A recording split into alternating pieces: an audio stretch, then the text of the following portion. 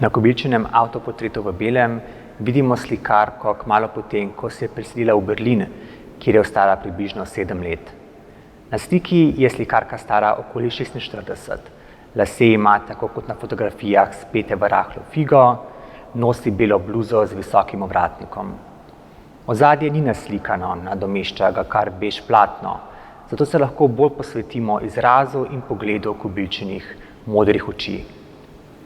Berlin je bila Kubičina zadnja mednarodna postaja.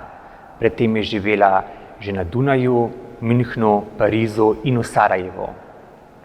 V Berlinu je živela pri družini Schnok, s katero se je odlično razumela. Na voljo je imela atelje in lastno majhno stanovanje. Prvih nekaj let na severu za slikarko ni bilo enostavnih.